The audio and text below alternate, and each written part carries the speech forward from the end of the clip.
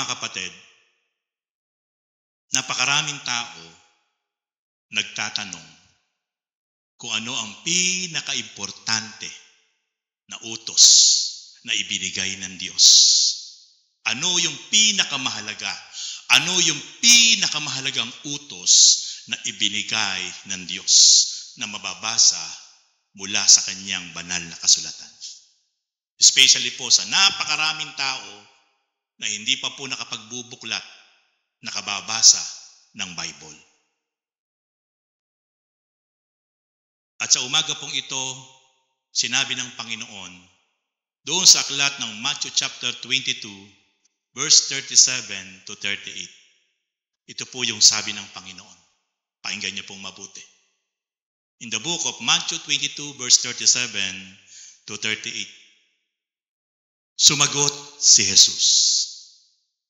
Ibigin mo ang Panginoon mong Diyos ng buong puso, ng buong kaluluwa, at ng buong pag-iisip. Verse 38, ito ang pinakamahalagang utos. So makikita po natin mga kapatid, thousands of commandments of our Lord or our God. Libo na mga kautusan ang mababasa po natin mula po sa Bible. Pero po sa libo-libong kautusan na mababasa po natin sa Bible na iniutos ng Diyos, ito po ang tandaan niyo mga kapatid. Ito po ang pinakamahalagang utos. Why? Kapag nasunod po natin yung utos na ito, lahat ng libo-libong kautusan ay masusunod natin. Sapagkat ito ang sentro at puso ng lahat ng utos ng Panginoon. At ang ating pong pag-aaralan ngayon ay aking pong pinamagatan, what would you experience when you love God? Ito po yung pamagat ng ating pong topic ngayon sa umaga pong ito. Ano ang mararanasan mo kapag inibig mo ang Diyos? Tingnan niyo po mga kapatid, maraming tao sobrang nagmahal, sobrang umibig sa kanyang kapwa. Pero sa bandang huli, luhaan siya, sugatan siya. Maraming tao sobrang ibinuhos yung kanyang buhay, oras, lakas, panahon sa kanyang karelasyon. But at the end of the day, dumating sa punto na gusto na niyang magpakamatay sa sobrang sakit na kanyang naranasan. Pero po sa umaga pong ito mga kapatid, titiyakin ko po sa inyo, kapag ang Diyos ibinuhos natin ang ating oras, panahon, lakas, inibig natin siya ng buong buo, matindi po ang balik sa bawat isang tunay na magmamahal sa Diyos. Hindi ka iiyak, hindi ka mabibigo. Grabe po ang po pwedeng maranasan ng Panginoon. Isa po sa alagad ng ating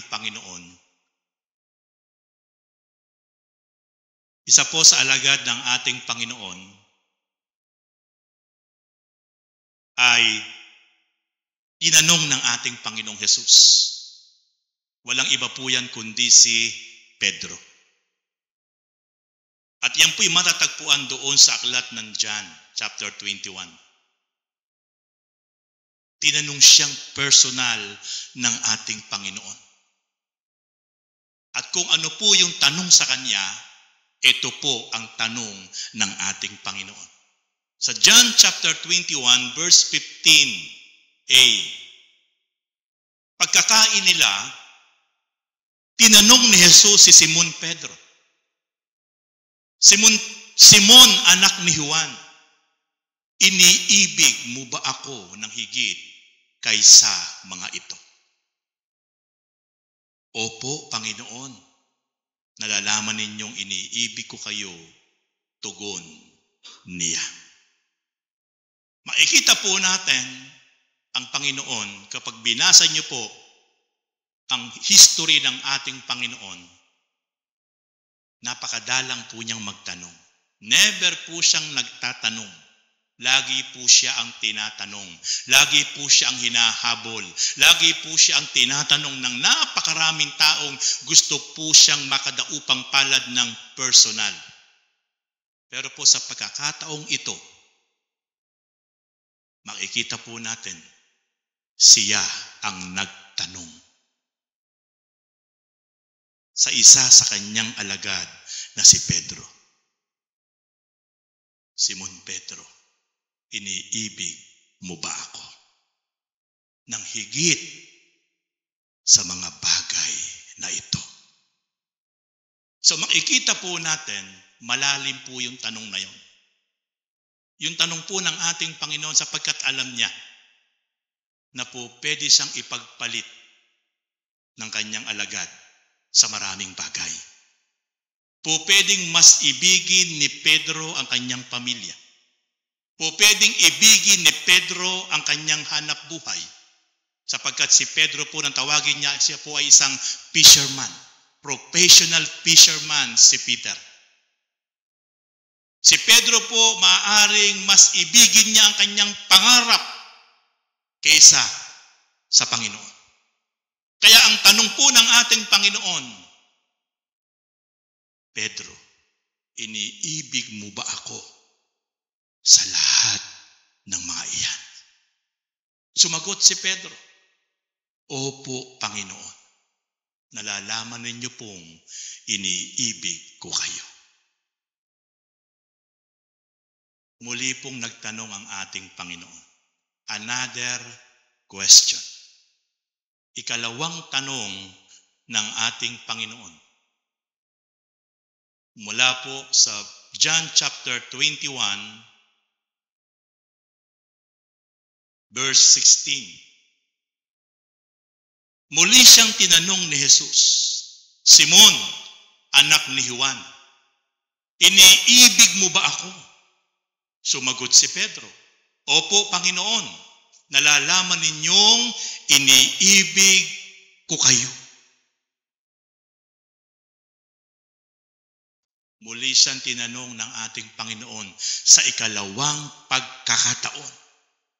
At muling tumugon si Pedro sa ikalawang pagkakataon. Opo, Panginoon, iniibig ko po kayo. And then, another question. Muli siyang tinanong ng ating Panginoon for the third time around, ikatlong pagkakataon, in the book of John 21 verse 17. Pangatlong ulit na tinanong siya ni Jesus, Simon, anak ni Juan, iniibig mo ba ako? Nalungkot si Pedro sapagkat makaitlo siyang tinanong, iniibig mo ba ako? Sumagot siya, Panginoon, nalalaman po ninyo ang lahat ng bagay. Nalalaman ninyong iniibig ko kayo. Alam niyo po mga kapatid, sabi ko nga po sa inyo, never na nagtatanong ang ating Panginoon nung siya po'y nasa lupa pa. Siya lagi ang tinatanong ng napakaraming tao. Siya lagi ang tinatanong ng maraming pariseyo, maraming eskriba, that time na siya po'y nasa lupa pa. But in this situation, siya po ang nagtatanong. Not once,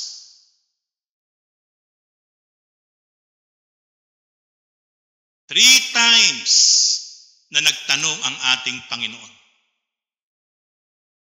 Three questions from our Lord Jesus, the same question. Three answer from Peter, the same answer. Alam niyo mga kapatid, sa Bible, kapag inulit ang isang salita, lalo't ito'y mula sa Diyos, mula sa ating Panginoon, inulit, hindi lang isang beses. Lagi niyo pong tatandaan, hindi ito pangkaraniwan. Sobrang napakahalaga ng isang salita mula sa Diyos kapag ito ay inulit. Ito hindi lang inulit ng 2 beses. 3 beses inulit ng ating Panginoon ang kanyang tanong kay Peter. Peter, do you love me? 3 ulit na nagtanong ang ating Panginoon. Sa 3 tanong, mababasa po natin, nalungkot na si Pedro. Sapagkat 3 beses siyang tinanong ng ating Panginoon.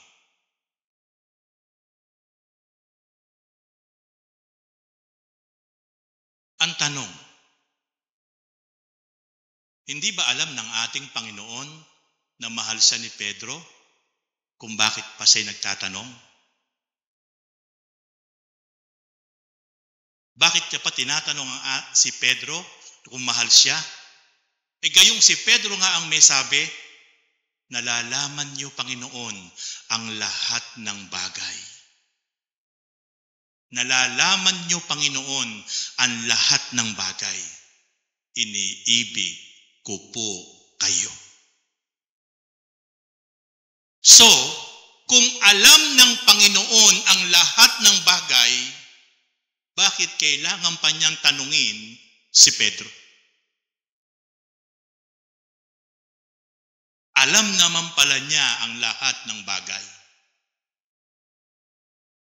Meron pong malaking dahilan kung bakit tinatanong niya si Pedro sa harapan ng kanyang mga alagad, sa harapan ng maraming mananampalataya during that time. Binibigyan diin ng Panginoon kung gaano kahalaga ang siya ay bigyan ng mataas na antas na pag-ibig at pagmamahal. Ito po ang gustong ilagay sa puso, sa isip ng napakaraming mananampalataya at ng kanyang mga alagad. Ginamit lang niya si Pedro during that time. Kung gaano kahalaga ng bawat isang mananampalataya, ang bawat isang lingkod ng Diyos ay tunay na iibigin ang ating Panginoon. Mga kapatid, kung ikaw ang tatanungin ng ating Panginoon sa oras na ito, personal kang tatanungin at babanggitin ang pangalan mo. Kung siya ay iniibig mo, ano ang maaari mong isagot ngayon? Ano ang isasagot mo kapag tinanong ka ngayon ng Panginoon, personal, kung siya ay iniibig mo? Kaya ni Pedro. Taas nga po ng kamay na makasasagot na opo, iniibig kita, Panginoon. O bakit hindi tayo makapagtaas ng kamay? Yan po ang sagot niyo. Opo, iniibig kita, Panginoon. Okay. Sa totoo lang po, hindi na kailangan tanungin pa tayo ng Diyos kung talagang iniibig natin siya. At hindi na rin po natin kailangan pang sumagot. Bakit po kaya? Tingnan niyo po. Sa aklat po ng 1 Corinthians chapter 8 verse 3. 1 Corinthians chapter 8 verse 3. Ngunit kilala ng Diyos ang umiibig sa Kanya. Kaya ito po ang malaking ebidensya na alam na po niya talaga bago pa niya tanungin si Peter kung talagang iniibig siya ni Pedro, alam na po ng Panginoon, kilala na po ng Panginoon kung sino-sino ang tunay na umiibig at nagmamahal sa Kanya. Kilala po. Kilalang kilala ng ating Panginoon ang mga tunay na umiibig sa ating Panginoon. Now, kung kilalang kilala ng ating Panginoon kung sino-sino ang tunay na umiibig sa Kanya, sino ang tunay na umiibig sa Panginoon? Sino kaya? Or sino-sino kaya ang tunay na umiibig at nagmamahal sa ating Panginoon? Yan po ang malaking question. Pero dahil naka-Bible-based po tayo, hindi ako ang sasagot niyan. Ang Bible pa rin po ang sasagot niyan para malaman natin ang sagot sa tanong na yan. Kung sino-sino ang tunay na umiibig sa ating Panginoon. Okay, sa aklat ng John chapter 14, verse 15, tingnan niyo po ang sinasabi diyan. Sabi po ng ating Panginoon, kung iniibig ninyo ako, tutuparin ninyo ang aking mga utos. Sino po may sabi niyan? Walang iba kundi ang ating Panginoong Hesukristo. I repeat again. Kung iniibig ninyo ako, tutuparin ninyo ang aking mga utos. So, it means, ang tunay pala na umiibig, nagmamahal sa ating Panginoon, siya po yung masugid, tapat, na sumusunod sa lahat ng utos ng ating Panginoon.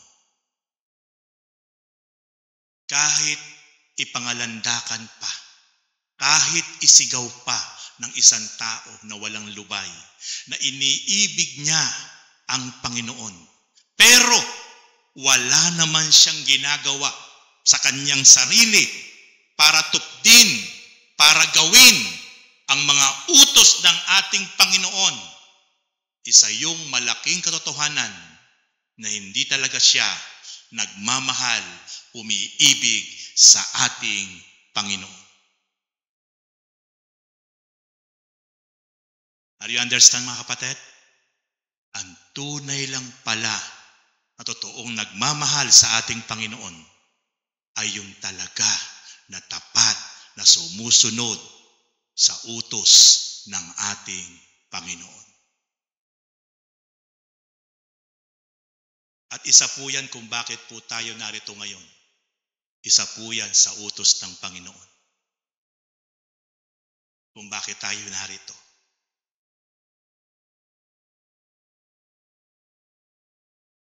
Dahil iniutos yan ng Panginoon. Sa lumang tipan pa lang sabi ng Diyos, 6 na araw kayong magtatrabaho. 6 na araw kayong maghahanap buhay para sa kabubuhay ninyo. Pero yung isang araw, yung ika-7, ipangilin nyo. Sabi nga doon, pati yung mga hayop nyo, huwag nyong pagtatrabahuhin. Kalabaw, kamelyo, ipangilin nyo yun. Yung araw na yon ay para sa akin, para ako'y sambahin. Yan ang dahilan kung bakit yung araw ng linggo ating iniiwan ang ating hanap buhay isinasara. Hindi tayo nakikipag-commitment dahil isa yan sa utos ng Panginoon. Unahin niyo ako. Sa New Testament, sa Matthew 6:33, sabi ng Panginoon, unahin niyo ang aking kaharian at katuwiran, at ang lahat ng bagay idaragdag ko sa inyo. Bakit hindi mauna ng maraming Kristiyano ang araw ng linggo? Kasi ang katuwiran niya, kapos siya sa maraming bagay. Kaya kahit araw ng linggo, naghahanap buhay siya. Kasi ang katuwiran niya, marami siyang dapat isettle, marami siyang due date, marami siyang dapat bayaran. Pero nakalimutan niya ang utos ng Panginoon. Seek ye first the kingdom of God and His righteousness, and all these things shall be added unto you, unto us. Pagkukulangin ka ba pag inuna mo, Panginoon? Hindi ka pagkukulangin. Pangako iyon ng Panginoon. At kapag inuuna mo ang Panginoon, isa yan sa mahalagang utos na sinabi ng Panginoon. At kapag sinusunod mo ang utos ng Panginoon, iniibig mo siya. Sapagkat sabi ng John 14 verse 15, kung iniibig ninyo ako, tutuparin ninyo ang aking mga utos. Kaya mga kapatid, di natin po pwedeng dayain, lokohin ang Diyos.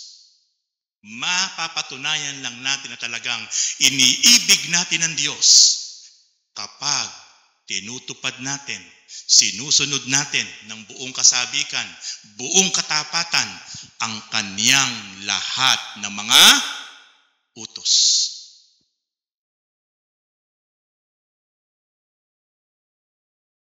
Maraming utos ang Panginoon na minsan mawiwindang ka.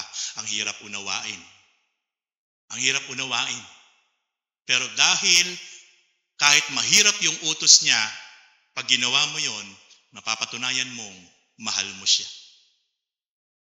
Bigyan ko na example.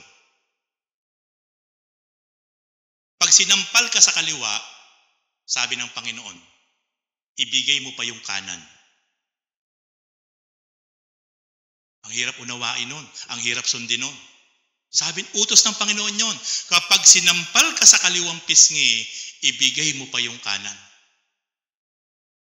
Listen carefully. Baka mamaya may sumuntok sa inyo sa kanang pisngi, sasabihin nyo, ito pa kaliwa, suntukin mo pa ako. Hindi po ganun yon. Ano po ibig sabihin nun? Kapag ginawan ka ng pangit ng isang tao, ng kapatid mo, ang ibabalik mo sa kanya, maganda. Yun po ang ibig sabihin ng Panginoon na kapag sinampal ka sa kaliwang pisngi, ibigay mo pa yung kanan. Ginawan ka na ng pangit. Ang utos ng Panginoon, ang ibalik mo sa kanya, huwag kang gaganti. Balikan mo ng maganda. Kapag nagawa mo yun, talagang minamahal mo ang Panginoon. Ang dami pong utos ng Panginoon sa Bible na ang hirap sundin, ang hirap unawain. Isa pa, ibigin mo ang iyong kaaway. Utos ng Panginoon yun. Kaya lang, tayo, nakasimalmal pa lang ang mukha sa atin, pakialam ko sa iyo. Diba? Nakasimangot pa lang sa atin, ang igaganti natin minsan, mas matindi pa ron. Hindi tayo pinansin, maligas ka. Pero ang tunay na umiibig sa Panginoon, sabi ng Panginoon, ang mga tumutupad sa aking utos. Ibigin mo ang iyong kaaway, utos ng Panginoon. Ang hirap po nun. Kaaway. Kaaway, iibigin mo. Ang hirap pong gawin nun. Kaya lang doon po natin mapapatunayan na mahal natin ang Panginoon. Kasi kapag naibig natin yung kaaway natin, yung umaway sa atin, yung gumawa ng pangit sa atin, na patawad natin, na mahal natin, higit sa lahat, maiibig natin ang napakabuting Diyos. Kahit hindi mo na pagsigawan, sa Panginoon na minamahal kita, approve na approve ka. Kasi napatunayan mo yung taong napakasama ang ginawa sa iyo, napatawad mo, naibig mo, na mahal mo. Hello? Naunawaan niyo mga kapatid? Kaya minsan, ito pala yun. Hindi kailangan natin ipagsigaw ang mahal natin ng Panginoon. Ang kailangan muna natin sundin kung ano yung kanyang mga utos. At kapag nasusunod na po natin yung kanyang mga utos, hindi mo na kailangan pang ipagsigawan na mahal mo ang Panginoon sapagkat sasabihin ng Lord, good, approve, my faithful servant. Kaya makikita po natin ang tunay po talaga na nagmamahal at umiibig sa ating Panginoon ay mga sumusunod sa kanyang utos. Okay, ang utos po ba ng Diyos na ibigin natin siya para sa Kanya o para sa atin? Kasi minsan may mga tao po na ang hirap naman unawain ng Panginoon, yung mga utos niya parang napakahirap. Pero ito po, ang gusto ko pong iwan sa inyo mga kapatid. Ang utos po ba ng ating Panginoon Diyos na ibigin siya, ito po'y para lang po ba sa Kanya o para sa atin? Tingnan niyo po mga kapatid. Alam niyo po ba mga kapatid, bagamat mahirap minsan sundin yung mga utos ng ating Panginoon, mahirap sundin, pero once na ito po ay na-fulfill natin, nagawa natin, alam niyo po ba ang magbe-benefits nito ay hindi ang Diyos? Tayo po ang magbe-benefits kapag sinunod natin, inibig natin ang Diyos, ang kanyang utos at ang ating Panginoon. Tayo po ang higit sa lahat na magbe-benepisyo. Kaya kung bakit gano'n na lamang po ang kabilin-bilinan ng ating Panginoon, ibigin ninyo ako ng buong puso, buong lakas, buong pag-iisip, buong kaluluwa. Sapagkat ito ang pinakamahalagang utos kung bakit po pala ganito na lang ang kabilin-bilinan ng ating Panginoon at binibigyan din niya. 3 beses pa po niyang tinanong ang ating kapatid sa pananampalatayang si Peter sa harapan ng napakaraming mananampalataya sapagkat ito po ang gusto niya talagang bigyan diin. Hindi siya ang magbe-benefits kapag inibig natin siya, kapag sinunod natin siya. Tayo po ang magbe-benefits. Tingnan niyo po, patutunayan ko po sa inyo. In the book of Exodus chapter 20 verse 6, sabi ng Diyos, ngunit ang lahat ng umiibig sa akin ay pagpapalain ko hanggang sa kanilang kaapu-apuhan. This is the secret of eternal, highly favor and blessings. Sino po ang makakaranas ng matinding pagpapala na igagawad ng Panginoon? Ang bawat isa na umiibig. Ang bawat isa na tunay na umiibig sa Panginoon ay pagpapalain ng Diyos hanggang sa kanyang kaapu-apu-apu-apu-apu-apuhan. Apo, apo sa tuhod, apo sa talampakan. Ano na po yung sumunod sa apo sa talampakan? May umaabot pa po ba sa apo sa talampakan? Ate Luz, meron ka na bang apo sa talampakan? O, wala pa. Diba? Ang bihira nakakaabot doon. Kasi yung apo, anak yun ng anak mo. Yung apo sa tuhod, anak yun nung apo mo. Yung apo sa talampakan, ano tawag doon? Yung apo sa talampakan, ano ba nga tawag na doon? Parang malalim na, pangatlo pa lang na yun. Apo sa tuhod, meron na po ba kayo? Sino po meron dito apo sa tuhod? Yung apo sa tuhod, anak yun ng apo nyo. Pag yung apo nyo nagkaanak, apo sa tuhod ang tawag doon. Pag pala yung anak nung apo nyo ay nagkaanak, anak nung apo nyo nagkaanak, apo sa talampakan ang tawag doon. Kaya pag inabot mo yung apo mo sa anak ng apo mo, apo sa talampa, matandang-matanda ka na nun. Eh dito po ang sabi ng Panginoon Diyos sa Exodus chapter 20 verse 6, ngunit ang lahat ng umiibig sa akin, sabi ng Diyos, ay pagpapalain ko hanggang sa kanilang kaapu-apu-apuhan. Damay, dadaloy, for next and next and next generation. Kapag tayo po ay naging tapat na sumusunod at nagmamahal sa Panginoon Diyos. Listen carefully. Kaya po yung umibig, sumunod ng tapat sa Diyos, hindi po ang Diyos ang magbe-benefits. Tayo po ang magbe-benefits. Akala lang po natin minsan, boring. Boring ang pagsunod sa Panginoon Diyos. Ang hirap sumunod at mahalin ng Panginoon Diyos. But the moment na ito po pala ay nagawa natin, ito po ang nakatagong sikreto. Bubukas po ang kapangyarihan ng Diyos. Bubukas po ang palad ng Diyos.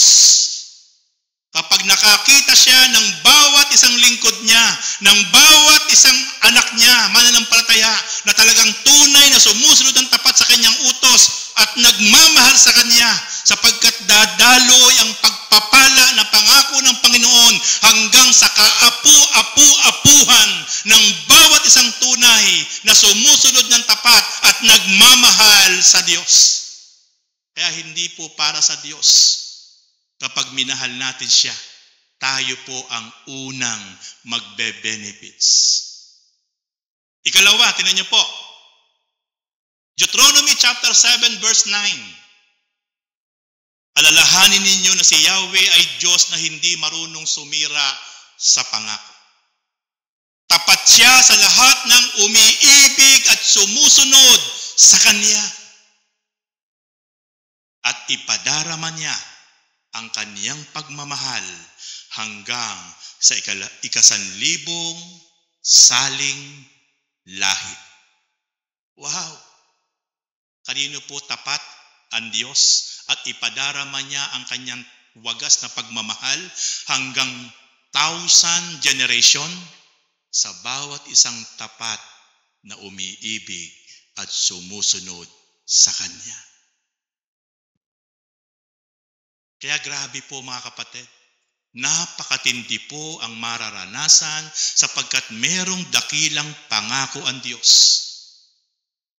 sa bawat isang tapat na umiibig sa Diyos.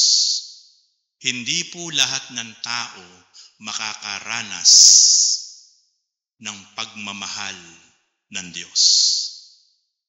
Wagas na pagmamahal ng Diyos. Hindi po lahat ng tao.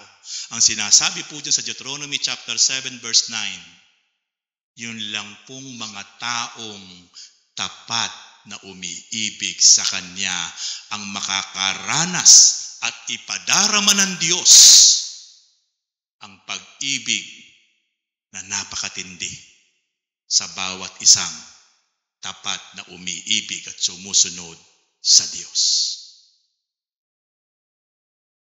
Kaya makikita po natin, ito po yung ayaw ng kaaway na magawa ng maraming manampalataya na maipadama ang tunay na pag-ibig, pagsunod sa Diyos sapagkat alam ni Satanas na once na ito ay magawa ng mananampalataya, mararanasan ng bawat isa ang napakarubdob na pagmamahal, pag-ibig ng Diyos na kahit kailan hindi po niya nadama.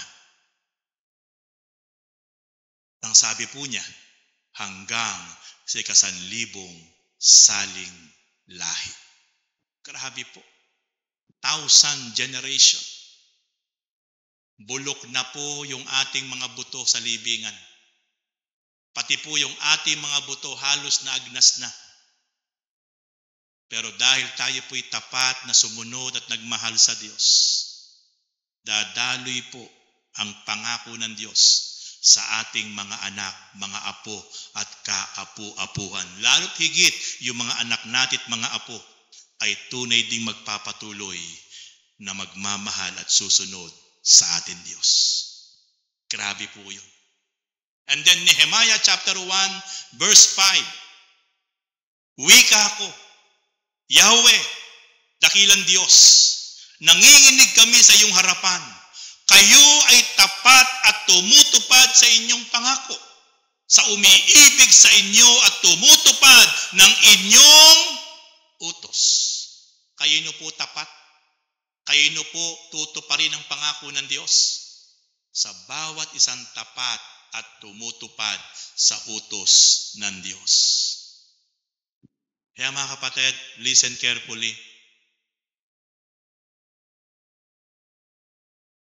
Huwag tayong bibitaw sa lahat ng ating ginagawa para sa Diyos. Lahat ng inyong mga sacrifices, lahat ng inyong ginagawang effort, lahat ng inyong ginagawang pagsunod, hindi para sa tao kundi para sa Diyos, huwag nyo yan bibitawan. Why? Sapagkat sinabi ng salita ng Diyos, kayo po ay tapat at tumutupad sa inyong pangako, sa umiibig sa inyo at tumutupad ng inyong mga utos. Ang tao kapag pinangakuan ka, o pwede po yung mabigo ka. Pero ang Diyos kapag nangako, 101% kapag sinabi ng Diyos, tutuparin niya yun. Gagawin niya yun. Sapagkat ang Diyos ay tapat sa kanyang pangako. At gagawin lang niya ang kanyang pangako, hindi sa lahat ng tao. Gagawin lang ng Diyos ang kanyang pangako sa mga taong tapat at umiibig at sumusunod sa kanyang mga utos. Kaya yan nga po yung topic natin ngayon na binibigyan diin. Ano ang mararanasan mo? Ano ang mararanasan natin kapag inibig natin ang Diyos? At eto nga po, sinasabi po ng Diyos sa kanyang salita, pagpapalain niya, ipadarama niya ang kanyang pag-ibig, tutuparin niya ang kanyang mga pangako. Kanino? Sa bawat isang tapat na umiibig at sumusunod sa kanyang mga utos. Daniel chapter 9 verse 4. Ganito ang dalangin ko, Panginoon, dakila at makapangyarihan Diyos, na laging tapat sa umiibig sa iyo at sumusunod sa iyong mga utos. Ito yung isang prayer ni Daniel na sa kanyang panalangin. Ito yung kanyang panalangin. Dakila ka, Panginoon Diyos, makapangyarihan, na laging tapat sa umiibig sa iyo at sumusunod sa iyong mga utos. Si Daniel po, yan po yung inihagis sa mga gutom na mga leon. Mas ninais pa niya na siya'y ihagis sa kulungan ng mababangis at gutom na mga leon. Kesa po, sundin niya ang kautusan na 30 araw na walang po pwedeng sumamba sa Diyos. 30 araw, 30 gabi na walang po pwedeng manalangin sa Diyos na makapangyarihan sa lahat. Sapagkat ito'y utos ng hari na ang sinumang susuway ay kamatayan ang magiging parusa. At yun niya po ihahagis doon sa kulungan ng mababangis at gutom na mga leon. Can you imagine kung gaano katindi yung pananampalataya at tapat na pagsunod at pagmamahal ni Daniel? Mas ninais pa niya na kanyang tanggapin ang parusang kamatayan kaysa sundin ang kautusan na 30 araw, 1 buwan na hindi sasamba, 1 buwan na hindi mananalangin sa Diyos na makapangyarihan sa lahat. Pero dahil si Daniel ay tunay na nagmamahal at umiibig sa Diyos at handang sundin pa rin kung ano ang kalooban ng Diyos, kahit ang kapalit ay kamatayan, hindi niya po yun pinagpalit. Kaya nga po nung suwayin niya ang utos na yon, nakita po siya na siya'y patuloy pong nananalangin, nagpapatira pa, sumasamba sa Diyos. Siya po ay ipinatapon sa kulungan ng mga leon. Kaya ito po ang panalangin ni Daniel. Ang kanyang panalangin personal. Ganito ang dalangin ko, Panginoon, dakila at makapangyarihan Diyos, na laging tapat sa umiibig sa iyo at sumusunod sa iyong mga utos. Nagpadala ang Diyos ng anghel sa kulungan ng mga leon. Pinatikom yung mga bibig ng mga mababangis na leon at gutom na gutom. Hindi po kinain ng buhay si Daniel. Ni kapirasong galos ng mga matatalim na kuko ng leon ay wala pong galos si Daniel.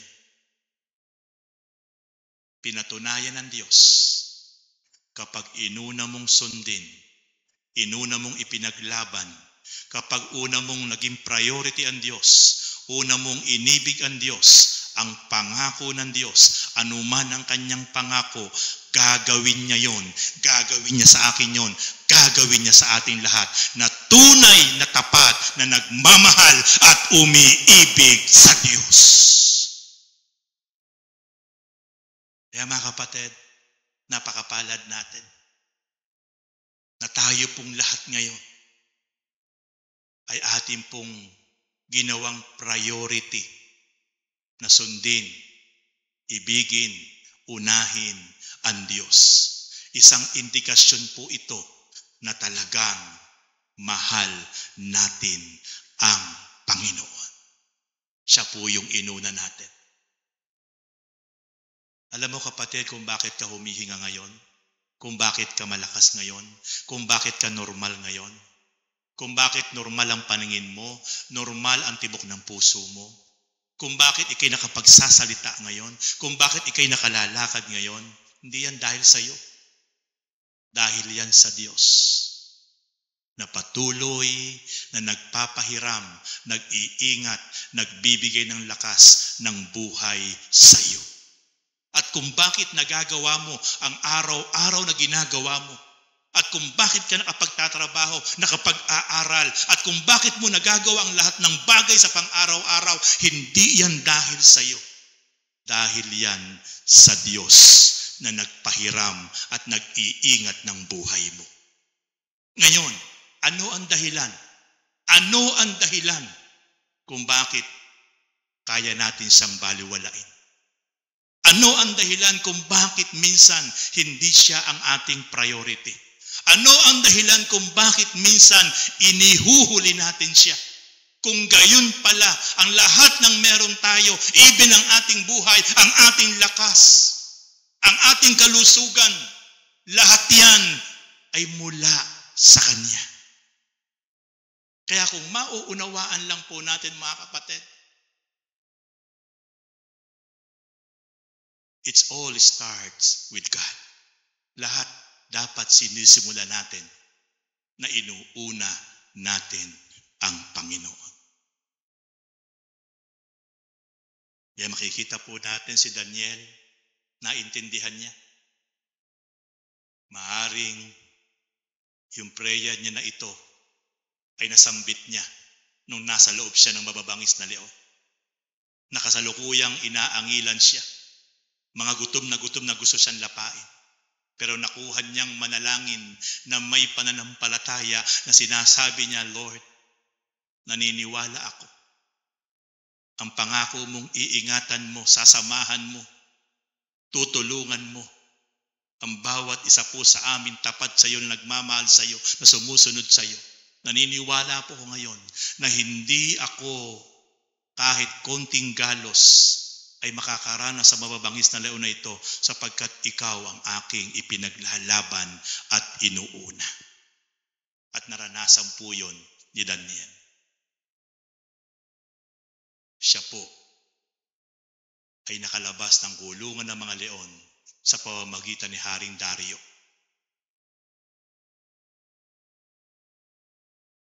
Nung malaman na siya po ay buhay at hindi man lang po siya nagalusan, pinalaya siya ni King Darius.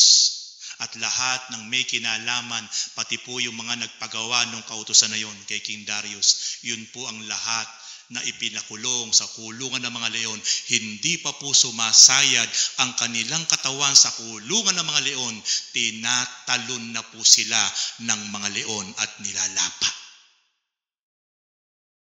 Kaya makikita po natin, tapat ang Diyos sa bawat isang tapat na sumusunod at nagmamahal sa ating Panginoon Diyos. Ano ang ipinangako ng Diyos sa lahat ng umiibig sa Kanya? Number 1, you will feel His love and comfort. Mararamdaman nila ang pag-ibig at pagkalinga ng Diyos. Gaano po kasarap na yung pag-ibig at pagkalinga ng Diyos ang mararanasan natin na tayong tunay na nagmamahal at tapat na sumusunod sa Diyos. Di po ba napakasarap na maranasan mo? Minsan, may taong maimpluwensya, may taong popular na sinasabi sa iyo, relax ka lang, ako bahala sa iyo. Di ba gaano po katinding comfort ang mararamdaman mo na kapag merong isang taong maimpluwensya na nasa punto ka na napakabigat ng sitwasyon na pinagdadaanan mo, pero sasabihin sa iyo ng taong maimpluwensyang iyon, relax ka lang, ako ang bahala sa iyo. Diba ang tindi pong comfort ang mararamdaman mo kapag narinig mo yon sa isang taong maimpluwensya na personal na sinabi sa iyo? Eh how much more na kapag ang Diyos ang gagawa sa iyo nun? Dahil inuna mo siyang sundin at inibig sa lahat ng bagay sa buhay mo. Anong sabi ng Bible? Deuteronomy chapter 5 verse 10. Ngunit ipadarama ko. Ano sabi ng Diyos? Siya may sabi nito ang Diyos sa makapangyarihan. Ngunit ipadarama ko ang aking pag-ibig at pagkalinga sa lahat ng umiibig sa akin at sumusunod sa aking mga utos. Kanino ipadarama ng Diyos? Yung kanyang napakatinding pagmamahal, yung kanyang napakatinding pagkalinga sa lahat ng sumusunod sa kanyang utos o nagmamahal. Kaya ang sumunod at magmahal sa Diyos, hindi ang Diyos ang magbe-benefits. Mga kapatid, ang tunay na magbe-benefits kapag inuna nating sundin ng tapat ang kanyang mga utos at inibig natin siya, tayo ang magbe-benefits. Kasi once na inibig natin ang Diyos ng tunay, once na una natin talagang sinunod ng tapat ang utos ng Panginoon, doon ipadarama ng Diyos ang kanyang pag-ibig at pagkalinga sa bawat isang tunay na sumusunod at nagmamahal sa Kanya. Kaya sabi ko nga po sa inyo mga kapatid, napakasarap na merong isang tao, lalo't higit yung taong iyan maimpluwensya, makapangyarihan, popular, nasasabihin sa iyo, relax ka lang, sagot kita, ako bahala sa iyo. Gaano katinding comfort kasiyahan ang ibibigay sa atin noon. Pero dito po ang nagsasalita, ang Diyos na makapangyarihan sa lahat. Siya po yung nagdideklara dito. Siya po yung naghahayag dito from the book of Deuteronomy chapter 5 verse 10. Ipadarama ko sa inyo ang aking pag-ibig at pagkalinga sa lahat ng umiibig sa akin at sumusunod sa aking mga utos. Mga kapatid, sa pagpasok ng year 2025, listen carefully, walang bibitaw sa ating pagsunod at pagpapadama ng pag-ibig sa Diyos. Why? Napakatindi ang mga pangako na nakalaan sa bawat isang tunay na susunod ng tapat at magpapadama ng pag-ibig sa Kanya. Pangako iyan ng Diyos. Amen. Hallelujah. Grabe po ang gagawin ng Diyos. Grabe. Kaya mapalad kayo mga kapatid, sapagkat narito kayo. Tatapusin nyo ngayon. Tatapusin natin bago matapos ang year 2024. Tatapusin natin, ititiklop natin ang taong year 2024 na tinatapos natin na may pagmamahal, may pagsunod sa Diyos. At sa pagbubukas ng year 2025, ang buong taong year 2025 ay patuloy nating ipadarama sa Diyos ang ating tapat na pagsunod bilang pagmamahal natin sa Kanya. At kapag ginawa natin yon, hindi ang Diyos ang magbebenepisyo, kapatid. Tayo ang magbe-benefits. Ito po yun yung ating po ngayon naririnig na mga salita ng Diyos na nagmula sa Kanyang bibig. Lumabas sa bibig ng Diyos at nasulat sa banal na kasulatan. Awit 36 verse 10. Patuloy mong kalingain sa iyo'y umiibig, sabi ni David. Patuloy mong pagpalain ang may buhay na matuwid. Ito po yung dakilang panalangin ng isang mahal ng Diyos na kanyang lingkod na walang iba kundi si Haring David, sapagkat si Haring David ang sumulat ng aklat ng awit. Best friend forever ng Diyos. Sapagkat napaka-worshipper ni David. Kahit ano ginagawa, inaawitan niya, sinasamba niya ang Diyos. Kahit pagod na, puyat na sa magdamag na kanyang isip at damdamin, ang laman pa rin ng isip niya at puso niya. Awit chapter 63, verse 1 to 7, ay ang Diyos. At ang prayer niya sa Diyos na makapangyarihan sa lahat, patuloy mong kalingain ang sayo'y umiibig. Patuloy mong pagpalain ang may buhay na matuwid. Isaiah chapter 46 verse 4. Sabi ng Diyos, ako ang inyong Diyos. Iingatan ko kayo hanggang sa pumuti ang inyong buhok at kayo'y tumanda. Nilikha ko kayo, tungkulin kong kayo'y iligtas at laging kalingain. Hanggang sa pumuti ang ating buhok. Hanggang sa tayo'y tumanda, ang tungkulin ng Diyos, tayo'y ingatan, pagpalain, kalingain sa bawat isang tunay na umiibig at sumusunod sa Kanya. Sino rito meron ng mapuputing buhok? Taas ang kamay. Marami na may mapuputing buhok. Isa na po ako doon. Dami na, yung buko po, puti na po lahat yan. Kinukulay ko lang. Purihin ang Panginoon. Kahit maputi na yung buhok natin, kahit tumanda na tayo, pangako ng Diyos, kakalingain ka pa rin, iingatan ka pa rin, sasamahan ka pa rin, pagpapalain ka ng Diyos kung ikaw ay tunay na magmamahal at susunod sa Kanyang mga utos. Grabe po. Ang bunga at dulot ng ating tapat na pagsunod at pag-ibig sa Diyos. Second point, ang mga mararanasan ng mga tunay na nagmamahal o sumusunod sa ating Panginoon Diyos, He prepares something for you. Grabe ang Diyos. May matindi po siyang inihanda. Matinding surprise sa bawat isang tunay na nagmamahal at umiibig sa Diyos.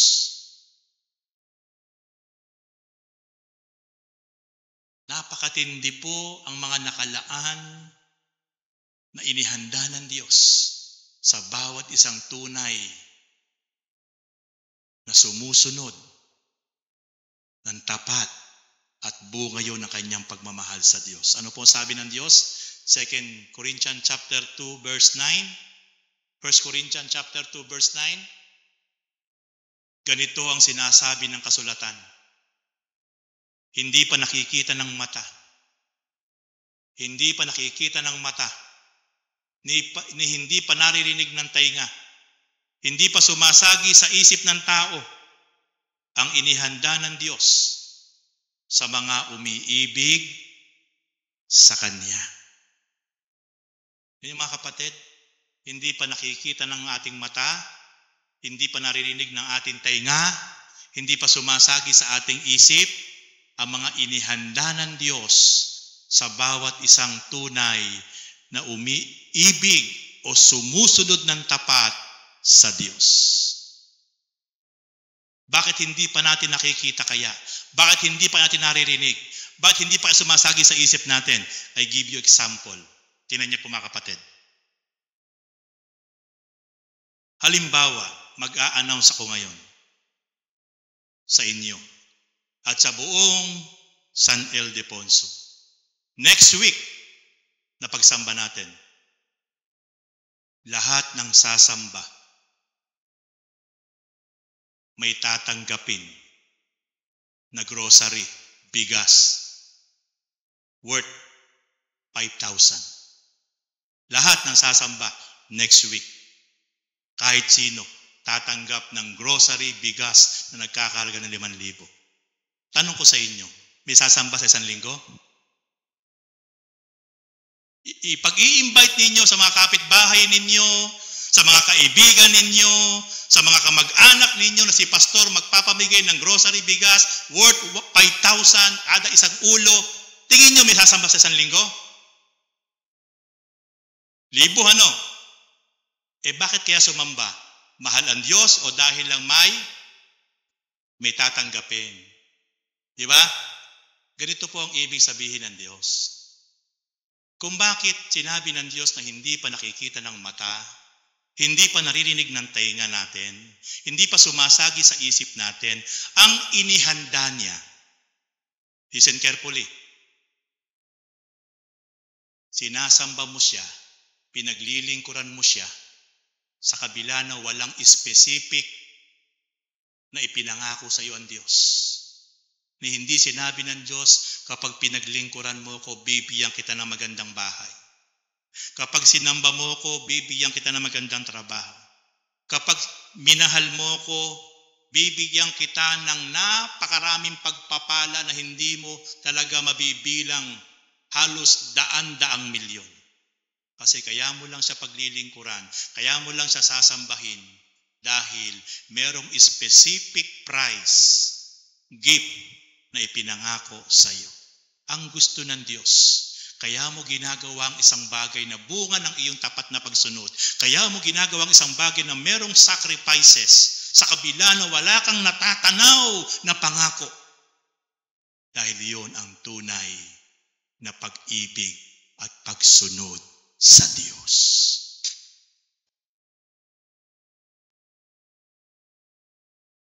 Nung ako po'y naglingkod sa Diyos, baligtad po nangyari sa buhay ko.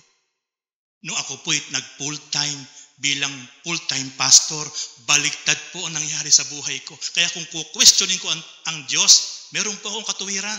Kasi nung hindi pa po ako nagpo-full-time, napakaganda po ng negosyo ko. Nung hindi pa po ako nagpo-full-time bilang pastor, ang sasakyan ko po 5. Nung hindi pa po ako nagpo-full-time, Ang buong pamilya ko po linggo-linggo ay kumakain sa masasarap na restaurant. Pero nung nag-full time po ako, dumating po sa punto ng buhay ko, ang sasakyan ko po, ni bisikletang bulok, wala. Nung nag-full time po ako, dumating sa punto ng buhay ko, ni isang Lucky Me po, hindi ako makabili. Isang Nescafe na 2 piso ang halaga during that time, hindi ako makabili. At kung meron man po, walang gasol, hindi mapakulo. Baliktad po ang nangyari sa buhay ko, taliwas sa pangako ng Diyos. But, hindi ko sa kinwestiyon. Hindi ko sa sinisi. Ang lagi ko lang bukang bibig sa aking asawa. Hindi pa tapos ang Diyos sa buhay natin.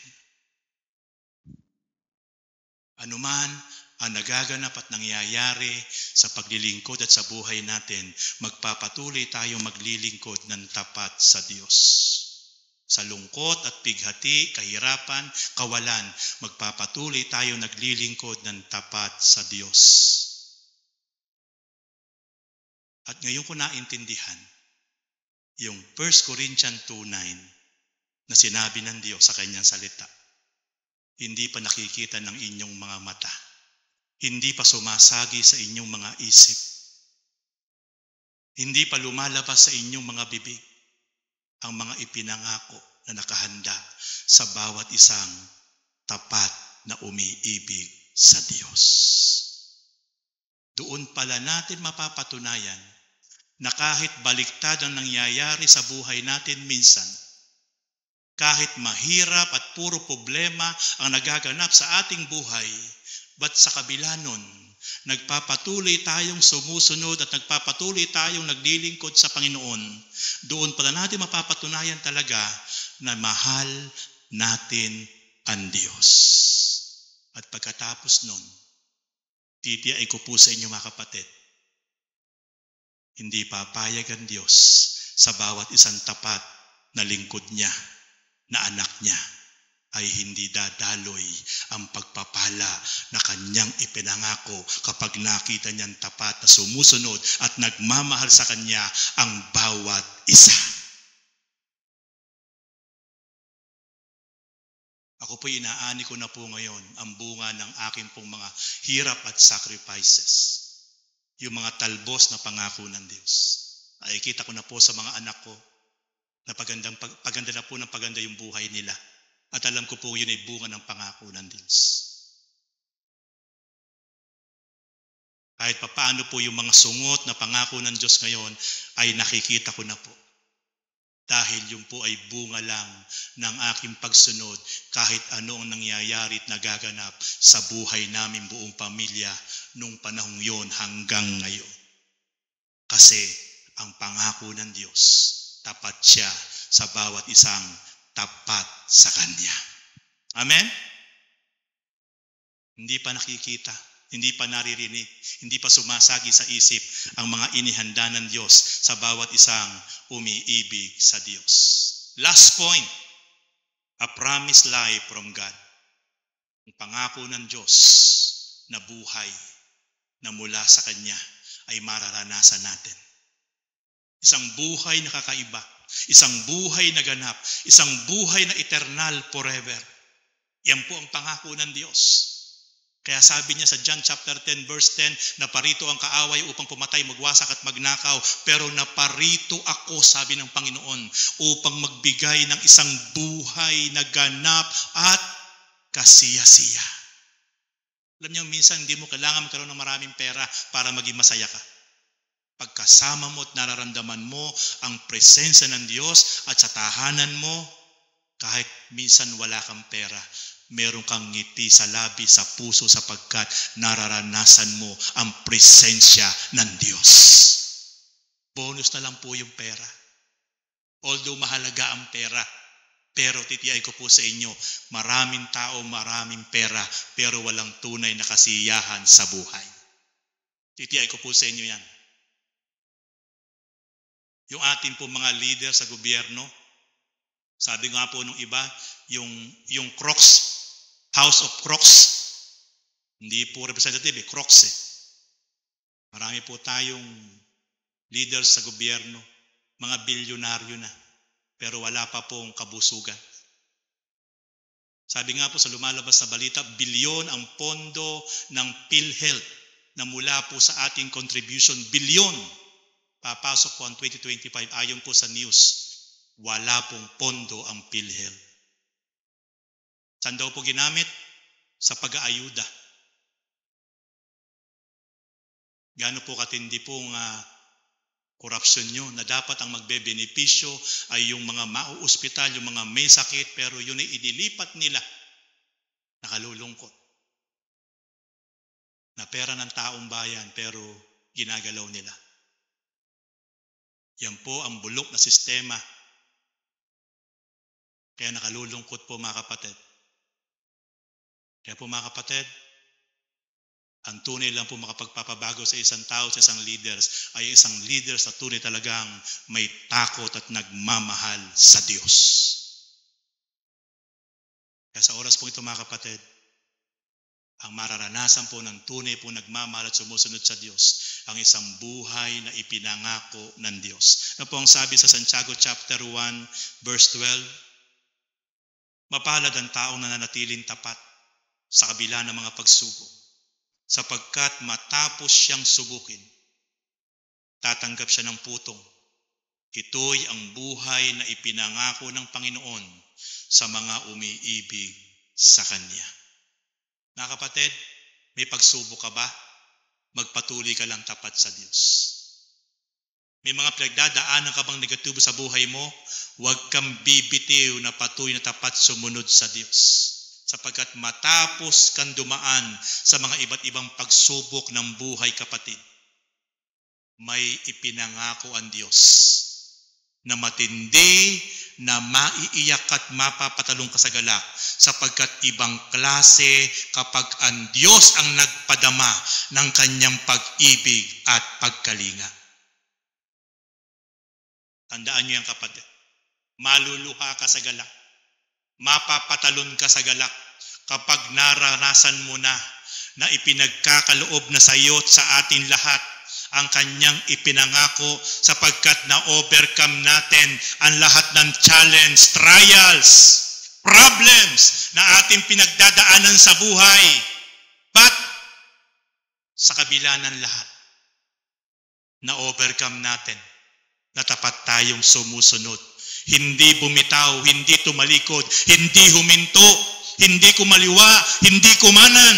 Pagkos nagpatuloy tayong umusad, papasulong sa pagsunod ng tapat, bunga ng ating pag-ibig sa ating Panginoon Diyos. Hallelujah! Praise God! Purihin ang Panginoon. Kaya po sa pagkatapos po ng year 2024, 2 weeks na lang po mga kapatid, kayo po'y china-challenge ko mga kapatid. Huwag niyo pong hahayaan na matatapos ang year 2024 na tayo po ay bibitaw pa, lilihis pa.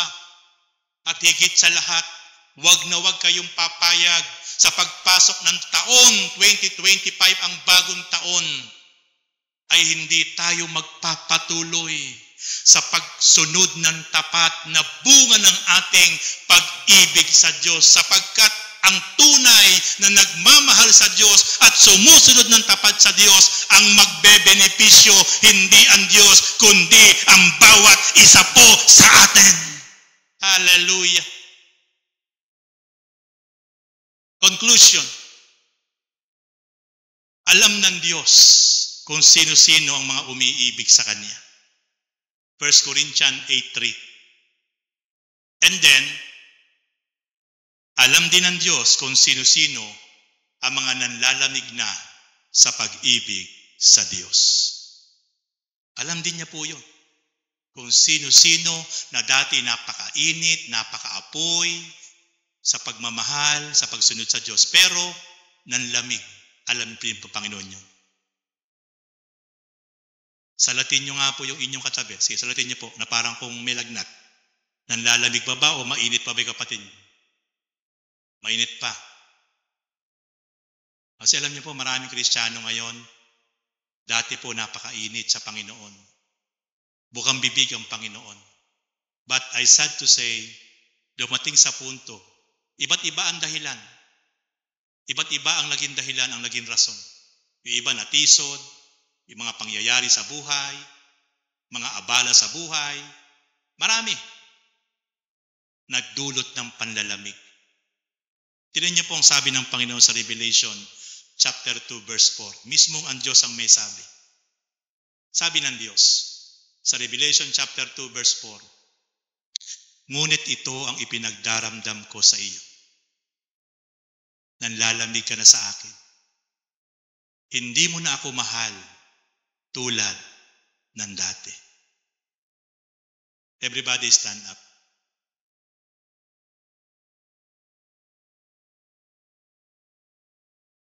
Church, nagdaramdam ang Diyos. Kung marunong kang magdamdam, higit sa lahat ang Diyos nagdaramdam din. At ang isa sa ipinagdaramdam ng Diyos, sabi niya, ito ang ipinagdaramdam ko sa iyo.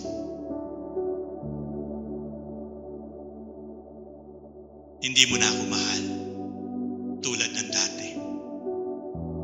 Nanlalamig ka na sa akin.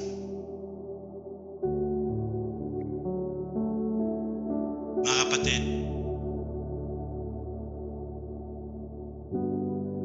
ito ang dahilan kung bakit 3 beses na tinanong ng Panginoon si Peter. Peter, mahal mo ba ako ng higit sa mga ito? Peter, mahal mo ba ako ng higit sa mga ito? Peter, mahal mo ba ako ng higit sa mga ito? Kapatid, sa oras na ito, tinatanong ka ng Panginoon, mahal mo ba siya ng higit sa hanap buhay mo? Mahal mo ba ang Panginoon ng higit sa pamilya mo? Mahal mo ba ang Panginoon ng higit sa mga pangarap mo?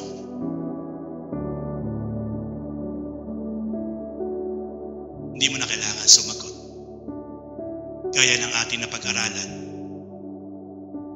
mapapatunayan lang natin talagang mahal natin ang Lord kung talagang tunay natin sinusunod ang kanyang mga utos.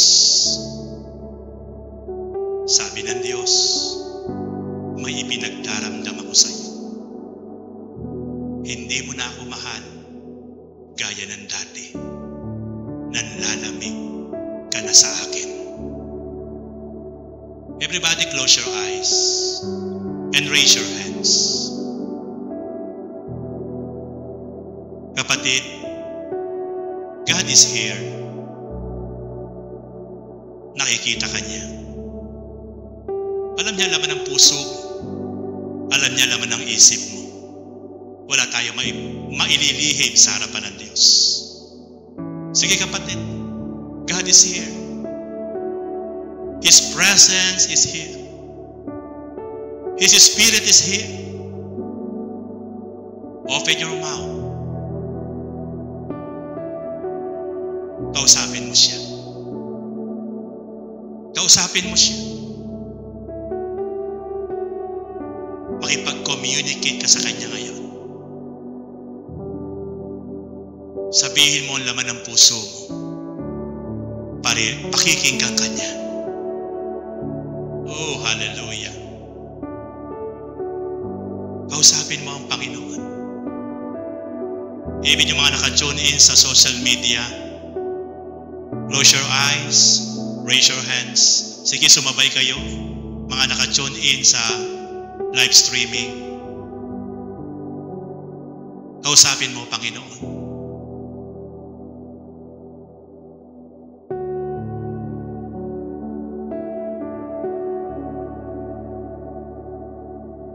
Kapatid, hindi tayo ang unang umibig sa Diyos. Ang Diyos ang unang umibig sa atin. Hindi tayo ang unang nagbigay sa Diyos. Ang Diyos ang unang nagbigay ng best gift sa atin.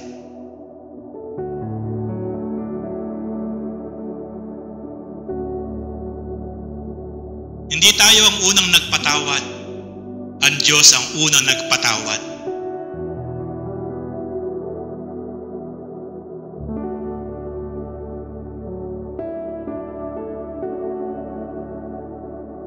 I tell you, kapatid, napakapalad mo. Mahal na mahal ka ng Diyos. Kung bakit ka ngayon narito sa lugar na ito, dahil mahal na mahal ka ng Diyos.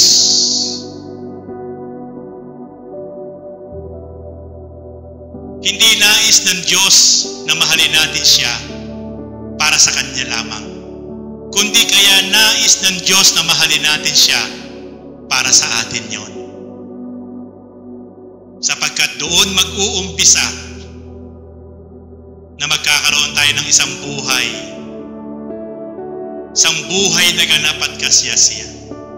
Doon mag-uumpisa na ipadarama sa atin ng Diyos ang Kanyang wagas na pag-ibig at pagkalinga. Doon mag-uumpisa ang Kanyang patuloy na pagpapala sa atin. Once na ikaw, kapatid, ay nagsimula na sumunod ng tapat sa lahat ng Kanyang mga utos, dahil yan ay bunga ng iyong pag-ibig sa Diyos. Lord, salamat po sa oras na ito. Pinupuri po namin kayo, Panginoon. Pinasasalamatan, pinararangalan, O God.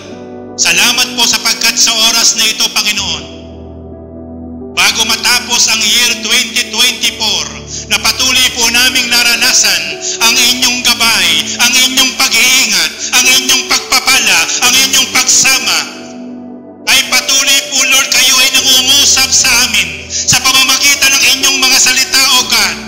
Hallelujah. Upang patuloy, Lord, na maranasan po namin, Panginoon, ang matitinding mga gagawin niyo po sa aming mga buhay, ang inyong pagkalinga, ang inyong pagpapala, ang inyong pagbibigay sa amin ng isang buhay na ganap at kasiyasiya. Oh, glory! Hallelujah! Salamat, Panginoon! Hallelujah, Lord! Praise God! Praise Jesus! Oh, hallelujah! Oh, glory! Hallelujah! Oh, we worship you! Hallelujah! We honor you! Glory! Ama namin, Diyos na makapangyarihan sa lahat. Salamat, Lord, sapagkat meron kayong mga dakilang bagay na nakalaan sa bawat isa po sa amin, na tunay na susunod ng tapat na bunga ng aming pagmamahal sa inyo. Naniniwala ko, Panginoon God, Lord, and Jesus Christ, the Freedom and Highly Favored Church Family, ay patuloy niyo pong ibubuhos ang inyong pag-ibig at pagkalinga at pagpapala sa buhay ng bawat isa po sa amin, O God. And I declare, I confess, this coming year 2025, O God, ay patuloy po, Lord, mararanasan ng bawat isa ang inyong mga pangako sa aming mga buhay. At tulungan niyo po kami, Amang Banal, na patuloy po ang bawat isa po sa amin ay manatiling tapat na sumusunod sa inyong mga utos na bunga ng aming pagmamahal sa inyo. Maraming salamat, Amang Banal. Naniniwala po kami, O God, Lord, na patuloy na meron kayong ginawa at patuloy kayong may gagawin sa aming mga buhay. Salamat po, Lord. We back to you all honor, all glory, all praises in Jesus' mighty name. Everybody says, Amen, Amen, Amen.